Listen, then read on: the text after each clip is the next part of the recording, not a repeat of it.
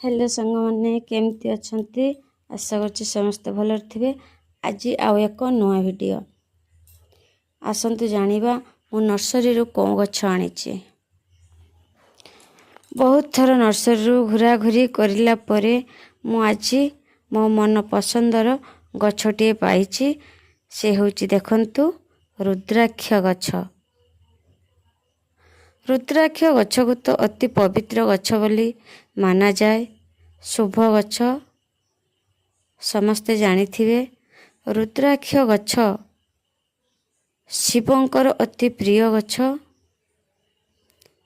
रुद्राक्ष गछर फूल फल पत्र जदि आमे महादेव को अर्पण करुचे अपार कृपा मिली थाए।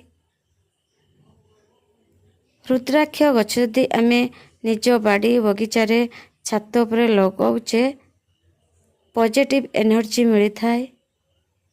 बहु परिमाण रे वास्तु दोष भी दूर होई थाए। आसंतु लगेबा एई पट देखुचंती सीमेंट रे मु निजे तैयारी करिछि। आउ लगेबा आसंतु गोबर खत आउ माटी मिसेइछि आ किछि भी देई नाही। लगे दउछि देखंतु लगे देबा।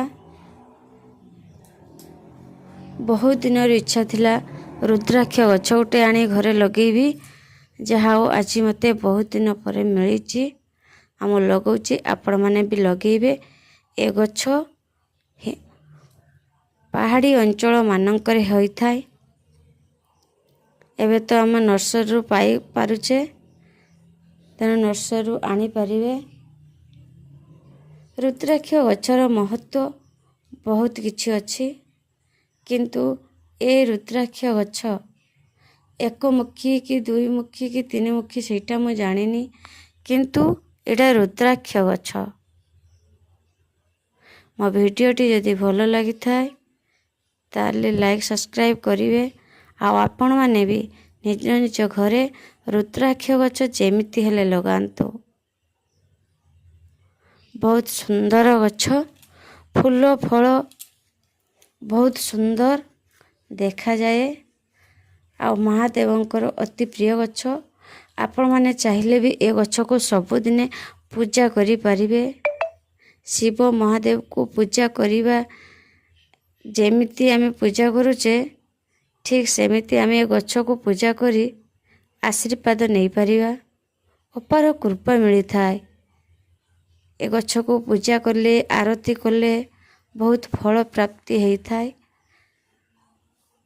तेणु आपण माने भी निज निज बाड़ी बगीचारे लगा।